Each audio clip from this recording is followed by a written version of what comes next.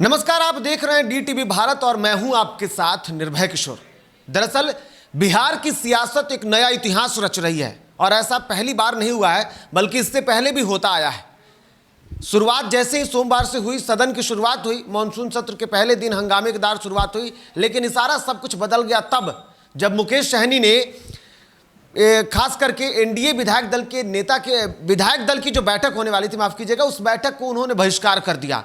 उसके बाद उन्होंने प्रेस कॉन्फ्रेंस का ऐलान किया और उसके बाद ये उम्मीद की जा रही थी कि इस प्रेस कॉन्फ्रेंस में बड़ा कुछ खास होने वाला है, लेकिन कुछ नहीं हुआ। शायद वो प्रेस कॉन्फ्रेंस जो था वो सब कुछ टाँ फीस रहा। लेकिन इन सबके बावजूद भी सरकार पर आरोप लगाने वाले, अधिकारियों पर आरोप लगाने वाले बिहार सरकार के मंत्री और वीआईपी प्रमुख मुकेश सहनी ने कहा था कि एनडीए में किसी की भी कुछ नहीं सुनी जा रही है, लेकिन उन्होंने ये साफ कर दिया कि वो मंत्री पद से इस्तीफा नहीं देंगे। आइए थोड़ा सा सुनते हैं कि उन्होंने क्या कुछ कहा, उसके बाद हम इस पर चर्चा करेंगे। देखिए, बिहार में आप सभी को पता है कि माननीय मुख्यमंत्री नीतीश कुमार जी के नेतृत्व में बिहार में सरकार हमारी चल रही है और हमारे बिहार सरकार के मुखिया नीतीश कुमार जी हैं। और ये बात सत्य है ना कि 4 पार्टी के सहयोग से बिहार में एनडीए की सरकार है, जिसमें बीजेपी, जेडीयू, वीआईपी और हम पार्टी। तो बीच में कुछ दिनों से एहसास नहीं हो पा रहा है कि 4 पार्टी का गठबंधन से सरकार चल रहा है। कहीं पे भी सिर्फ 2 पार्टी का नाम आता है, बीजेपी और जेडीयू। वीआईपी पार्टी हो या हम पार्टी का नाम वहाँ पे नहीं पहुँच पाता है। तो मुझे लगता है कि ऐसे एनडीए में बैठक उचित नहीं होगा। हम सरकार के साथ है, माननीय मुख्यमंत्री नीतीश कुमार जी के साथ है। जहाँ पे वीआईपी पार्टी को अगर सम्मान नहीं मिल सकता, ऐसे मंच पे जाके क्या बात रखेंगे। देखिए, एक चीज़ मान लीजिए, ये हमारी अपनी सरकार है, हमारी एनडीए की सरकार है और हमारी अपनी सरकार है।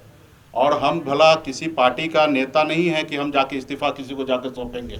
हम अपनी पार्टी के हम स्वयं मालिक हैं, सुप्रीमो हैं। हमारे साथ 4 विधायक हैं, मजबूती से विधायक हमारे साथ है। और आने वाले समय में हमने यहाँ कहा ना कि सरकार किसके लिए, उनके लिए जो जिन्होंने पीठ में खंजर भोंका उनके लिए हम जाएंगे। या बिहार में हम सरकार गिरा के और बिहार में फिर से चुनाव कराएंगे तो हजारों करोड़ रुपए का खर्चा होगा, बिहार के लोगों का नुकसान होगा। आज हमारे माननीय मांझी जी हैं, इतना सम्मानित नेता हैं, पूर्व मुख्यमंत्री रहे हैं। आज उनको भी सरकार में बेहतर जगह होना चाहिए। आज हम लोगों के सहयोग से बिहार में सरकार चल रहे हैं। तो ये सब चीज़ को कहीं ना कहीं एनडीए के प्लेटफॉर्म हो जहाँ पे ये सब बात को रखा जाए। तो सुना आपने, उन्होंने साफ तौर पर कहा कि वो इस्तीफा नहीं देंगे। इसी पूरे मुद्दे पर बातचीत करने के लिए हमारे साथ हमारे सहयोगी अभिषेक जुड़े हुए हैं। अभिषेक, क्या लगता है, मुकेश सहनी को आज जिस तरीके से देखा जाए, प्रेस कॉन्फ्रेंस में ये उम्मीदें थी कि शायद वो बड़ा ऐलान कर सकते हैं, लेकिन ये कौन सी राजनीति कर रहे हैं कि जिस सरकार पर वो हमले बोल रहे हैं, जिस अधिकारियों के भरोसे उन्हें चलना है, उन अधिकारियों पर वो आरोप लगाते रहें, लेकिन आज वो कहते हैं कि सरकार तो अपनी है। उस प्रेस कॉन्फ्रेंस को आप अगर ठीक से सुनेंगे तो उस प्रेस कॉन्फ्रेंस में वो यह भी सफाई दे रहे हैं कि हमारी पार्टी के विधायक हमारे साथ हैं। जितना मैंने सुना है उस प्रेस कॉन्फ्रेंस में वो अपनी पार्टी के विधायकों को लेकर भी वो सफाई दे रहे हैं। मुकेश सहनी को लेकर ये कहा जाता है, उनकी पार्टी के विधायकों को लेकर कहा जाता है कि दरअसल वो बीजेपी के प्रभाव में हैं या फिर बीजेपी के नेता हैं जिनको मुकेश सहनी की पार्टी से चुनाव लड़वाया गया। दिक्कत यह भी है कि मुकेश सहनी जाएं तो जाएं कहाँ। मुकेश सहनी अगर पार्टी एनडीए का साथ छोड़ते हैं तो उनके साथ उनके विधायक जाएंगे या नहीं जाएंगे, इस पर भी मुकेश सहनी को भी संदेह होगा और जाहिर है लोगों को भी संदेह है। ऐसी बातें, ऐसी चीज़ें लगातार चलते रहती हैं। अब आपने कहा कि प्रेस कॉन्फ्रेंस उन्होंने की, बहुत हैरानी नहीं हुई। मुकेश सहनी ने जो कुछ भी कहा उससे बहुत हैरान होने की ज़रूरत नहीं है। मुकेश सहनी के पास कोई विकल्प है नहीं। मुकेश सहनी खुद भी 2 बार चुनाव हार चुके हैं। मुकेश सहनी लोकसभा का चुनाव हारे, मुकेश सहनी विधानसभा का चुनाव हारे, तो अपनी सीट नहीं बचा पाए। वो भले ही चुनाव हारे हैं, लेकिन गुरूर खत्म नहीं हुआ। यूपी सरकार को ध्वस्त करने की बात करते हैं, वो बनाने की सरकार भी वही बनाई। देखिए, अब राजनीति में तो इस तरह के बयान लगातार होते हैं। अब मुकेश सहनी 100, अब पहले ये सुनने में आया 150 सीटों पर चुनाव लड़ेंगे, फिर ये सुनने में आ रहा है 165 सीटों पर चुनाव लड़ेंगे। लेकिन खैर, आज के घटनाक्रम पर हम बात करते हैं, उस पर फोकस करते हैं। मुकेश सहनी ने एनडीए की बैठक का बहिष्कार किया, फिर शाम में प्रेस कॉन्फ्रेंस का ऐलान हुआ। अभी पूरी प्रेस कॉन्फ्रेंस को मैंने सुना, कितना विरोधाभास है उनकी बातों में। वो एक तरफ ये कहते हैं कि सरकार हमारी नहीं सुन रही है, सरकार में हमारी नहीं सुनी जा रही है। लगता ही नहीं है कि एनडीए में हम भी हैं और एनडीए में हिंदुस्तानी अवाम मोर्चा भी है। दूसरी तरफ कहते हैं हमारी सरकार है, हम इस्तीफा कैसे दे दें, हम अपने पैर पर कुल्हाड़ी कैसे मार लें। एक बात मुकेश सहनी ने ठीक कही, अगर वो इस्तीफा दे देते हैं, वो एनडीए से अलग हो जाते हैं, तो वो अपने पैर पर कुल्हाड़ी ही मारेंगे, तो ही नहीं बचेगा उनका अस्तित्व नहीं बचेगा। और वैसे भी मुकेश सहनी के सामने अब एक साथ कई राजनीतिक मुश्किलें हैं और कई राजनीतिक मुश्किलें बढ़ने वाली हैं। 18 महीनों के कार्यकाल वाली सीट उनको दी गई है। अगर बहुत भाव उनको बीजेपी देती, एनडीए में उनको बहुत भाव दिया जाता, तो उनको पूरे कार्यकाल वाली एमएलसी की सीट मिलती। तो मुकेश सहनी भी ये जानते हैं और बिल्कुल बीजेपी जेडीयू बेपरवाह है, मुकेश सहनी की बातों को गंभीरता से नहीं लेती, मुकेश सहनी को कोई भाव नहीं देती। मुकेश सहनी नाराज, वो तो बातें आज जिस तरीके से जब विजय दिवस के मौके पर कार्यक्रम का आयोजन किया गया था, तो खुद जो कार्यालय था बीजेपी कार्यालय, उसमें प्रदेश अध्यक्ष ने भी उनके बयानों से भी लगता है बिल्कुल। और मुकेश सहनी डरे हुए हैं। मैं बहुत जिम्मेदारी के साथ कह रहा हूँ कि जो राजनीतिक हालात हैं आज और जिस तरह से स्थितियां हैं, मुकेश सहनी डरे हुए हैं। उनकी पार्टी में बहुत असंतोष है। अगर आप देखेंगे कई नेता हाल के दिनों में उनकी असंतोष हो क्यों ना, जब वो महागठबंधन छोड़ करके और वो बीजेपी के साथ शामिल हुए थे, तो बीजेपी ने ही उनके पूरे पर काट दिए थे। जिस तरीके से जो भले बातें बाद में बनी हो, दिल्ली में जाकर के बनी हो, अमित शाह जैसे जिनको खुद राजनीति का कहीं ना कहीं एक तरीके से चाणक्य कहा जाता है, और उनसे जब वो मिल करके आए थे और उसके जितने भी प्रत्याशी वीआईपी से लड़े थे लगभग वो बीजेपी के कैंडिडेट रहे, तो कहीं ना कहीं पर तो उनका कटा ही हुआ है। बिल्कुल। मुकेश सहनी की मंशा क्या है, मुकेश सहनी की महत्वाकांक्षा क्या है? मुकेश सहनी की महत्वाकांक्षा है कि भाई एमएलसी हो जाए, भाई मंत्री हो जाए और इससे निषादों का कल्याण हो जाएगा। तो कितना बड़ा निषाद समुदाय का ये आप भी जानते हैं। दूसरी बात यह है कि जीतन राम मांझी नहीं बोल रहे हैं। जीतन राम मांझी ने कल पत्रकारों से बातचीत की है, मैं खुद भी वहाँ गया था। उन्होंने कहा कि मैं नीतीश कुमार के साथ हूँ, नीतीश कुमार के साथ रहूँगा। लेकिन जीतन राम मांझी की तरफ से मुकेश सहनी बैटिंग कर रहे हैं। वो मुख्यमंत्री रहे हैं, उनको सम्मानजनक पद मिलना चाहिए, सम्मानजनक उनके साथ जो चीज़ें हैं वो होनी चाहिए। अब जाहिर है पद को लेकर ही बात हो रही होगी। तो क्या संतोष डिप्टी सीएम बनाने की मांग कर रहे हैं, जीतन राम मांझी को डिप्टी सीएम बनाने की मांग कर रहे हैं, मुकेश सहनी खुद के लिए कौन सा पद चाहते हैं, एक और मंत्री पद चाहते हैं। आखिर वो कौन सी बात है? मुकेश सहनी उस बात का खुलासा क्यों नहीं करते कि क्या मांग हमने रखी और क्या सरकार ने नहीं मानी? वो कौन सा चीज़ है? मुकेश सहनी को ये बताना चाहिए। जब आप इतनी बड़ी प्रेस कॉन्फ्रेंस कर देते हैं, और मुकेश सहनी का स्वभाव आप जानते हैं, आप सवाल पूछ लीजिए तो कहते हैं मैंने आपको पहचान लिया, आपसे बात नहीं करूंगा। तो भाई कम से कम प्रेस कॉन्फ्रेंस में बोल देते कि वो कौन सी बात है, वो कौन सी मांग सरकार ने आपकी नहीं मानी जिसकी वजह से आप इतने नाराज हैं कि एनडीए की बैठक में नहीं जाते। तो पूरे एनडीए को लेकर के साफ तौर पर कह रहे हैं कि बिहार में बीजेपी और जेडीयू की ही गठबंधन है। ये नहीं वीआईपी को पूछा जाता है, नहीं हमको पूछा जाता है। वो तो आपने जिस तरीके से कहा कि वो हम के तरफ से भी बैटिंग कर रहे हैं, वो ये जानते हैं कि उनका भविष्य बेहतर नहीं है, तो इसलिए वो हमको भी साथ साथ लपेट। इसका एक कारण और है, इसका एक कारण मैं और आपको बता देता हूं। 2005 में नीतीश कुमार मुख्यमंत्री बने, बीजेपी और जेडीयू का गठबंधन रहा। 2010 में नीतीश कुमार मुख्यमंत्री बने, 2005 के मुकाबले ज़्यादा प्रचंड बहुमत मिला, किसी और पार्टी के समर्थन की जरूरत नीतीश कुमार को नहीं पड़ी। तो 2010 में जेडीयू बीजेपी की सरकार बनी और प्रचंड जनादेश के साथ बनी, तो उसमें भी किसी दूसरी पार्टी की जरूरत नहीं पड़ी। 2015 में महागठबंधन की सरकार बनी जिसमें कांग्रेस थी, जेडीयू थी और राजद थी, तो उसमें भी किसी और पार्टी की समर्थन की जरूरत नहीं पड़ी।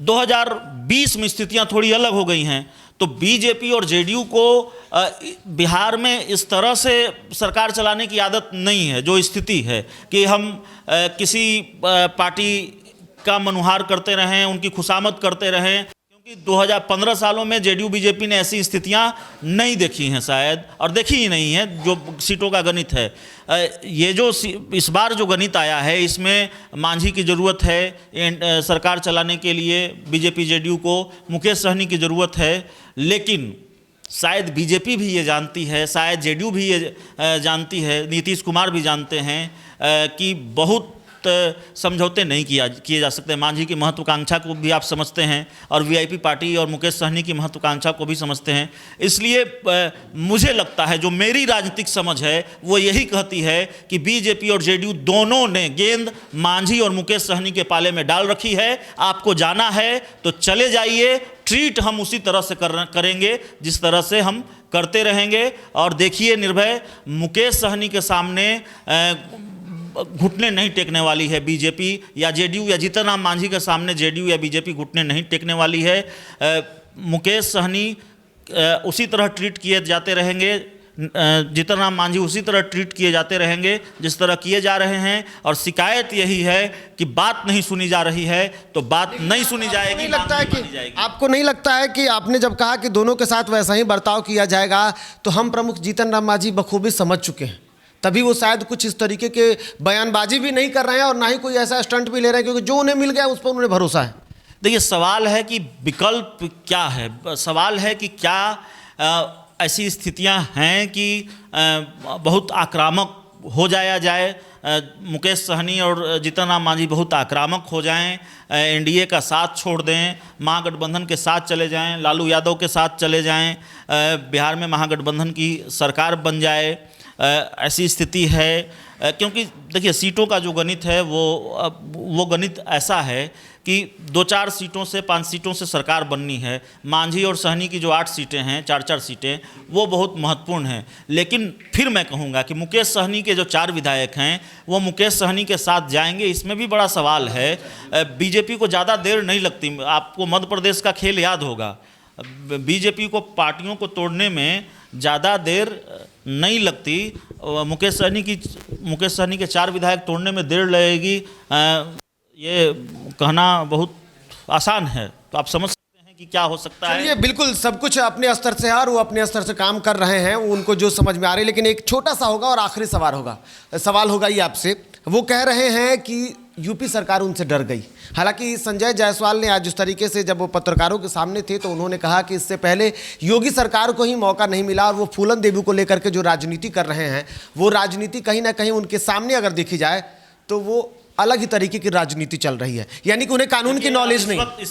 इस वक्त एक बड़ी खबर आ गई है कि मुकेश सहनी मांझी से मिलने पहुंचे हैं, जीतन राम मांझी से मिलने पहुंचे हैं मुकेश सहनी, और ये इस वक्त की बड़ी खबर है। अब आप समझ लीजिए कि क्या खेल चल रहा है। जो हम लोग ये कह रहे थे कि वो अपने तो साथ ही रहे हैं, सीधा खेल है। मांझी अलग होंगे तभी मुकेश सहनी अलग हो सकते हैं। 8 विधायक चाहिए पाला बदलने के लिए, 8 विधायक जाएंगे तभी सरकार। और आपको याद होगा कि तेज प्रताप यादव भी जीतन राम मांझी से मिलने पहुंचे थे। तो जाहिर है मुकेश सहनी को यह टास्क दिया गया है कि मांझी को आप मना के लाइए। आपको लगता है कि जो मुकेश सहनी इससे पहले जब उस भरी सभा में तेजस्वी पर गंभीर आरोप लगा करके गए थे, आज उस तेजस्वी के नेतृत्व में वो करने कुछ जाएंगे सरकार में अगर शामिल होते हैं तो क्या लगता है कि अब तेजस्वी उनको वो भाव देंगे? वो मुकेश सहनी की पर क्या बात किया जाए, मुकेश सहनी के बारे में क्या कहा जाए। मुकेश सहनी तो एनडीए में थे, उन्होंने कहा कि निषाद समुदाय को आरक्षण नहीं मिल रहा है, एनडीए का साथ छोड़ दिया। अब डिप्टी सीएम पद की मांग कर रहे थे, महागठबंधन में गए, न जाने कितनी 25 से 30 सीटें मांग रहे थे। तेजस्वी 2-4 भी देने को तैयार नहीं थे, नहीं तो उसी प्रेस कॉन्फ्रेंस में ऐलान हो जाता कि नहीं, मुकेश सहनी जी को हम 4 सीटें दे रहे हैं। उन्होंने कहा कि हम इनका देख लेंगे। मुकेश सहनी नाराज हुए कि पीठ में खंजर घोंपा गया, तो फिर उसी एनडीए के साथ चले गए जिसका साथ छोड़ा था आरक्षण के नाम पर। निषाद समुदाय को आरक्षण मिल गया क्या? आज कितनी बार जाकर प्रधानमंत्री नरेंद्र मोदी से मिले हैं, कितनी बार बिहार में बीजेपी के बड़े नेताओं से मिले हैं, कितनी बार ये कहा है कि आरक्षण मिलना चाहिए। तो मुकेश सहनी को सत्ता में रहना है, मुकेश सहनी को कुर्सी चाहिए, आरक्षण के लिए वो कुछ भी कर, तो साफ तौर पर दिख रहा है कुर्सी के लिए वो कुछ भी कर सकते हैं। हालांकि इन सब के बीच में वो अपनी राजनीति अब शुरू कर चुके हैं और कहीं ना कहीं मुकेश सहनी के द्वारा जो राजनीति चल रही है, इस राजनीति में जिस तरीके से हमारे सहयोगी ने कहा कि उनको बखूबी पता है कि अब बीजेपी या जेडीयू उनके साथ वो व्यवहार नहीं करेगी जो वो चाहते हैं। अगर वो उम्मीद कर रहे हैं कि उन्हें या मांझी जी को बेहतर पद मिले, उप मुख्यमंत्री का पद मिल जाए, तो ये भी संभव नहीं है क्योंकि सब कुछ सामने है। और ऐसे में अगर सत्तासीन बने रहना चाहते हैं मुकेश साहनी, तो वो नया प्रपंच रच रहे हैं और इस प्रपंच के लिए वो मांझी जी से मुलाकात करें या फिर अपने जो उनके 4 विधायक हैं उनको संभालने की कोशिश करें। लेकिन पहले ही ये देखा जा चुका है कि बीजेपी ने उनका पर तो काट ही दिया है, क्योंकि जिस तरीके से जो खुद अमित शाह के बीच में और उनके बीच में जो बातें हुई थी और उसके बाद जब वो महागठबंधन छोड़ करके शामिल हुए थे तभी सब कुछ साफ हो गया था।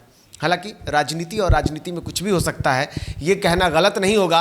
अब क्या कुछ आगे खेल होता है, क्योंकि अब स्थितियां जो है वो मांझी और इसके साथ साथ वीआईपी प्रमुख के हाथों में है कि उनका जो गेंद है वो किस पाले में जाता है।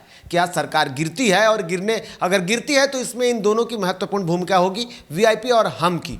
और क्या विपक्ष जो पहले से ये दावे कर रहे हैं कि 2 महीने में सरकार गिरा देंगे और नई राजनीति की शुरुआत होगी, वो भी देखने वाली बात होगी। लेकिन यहाँ मुकेश सहनी अभी फिलहाल केंद्र में बने हुए हैं और उन पर नजरें डीटीवी भारत की लगातार है। नमस्कार।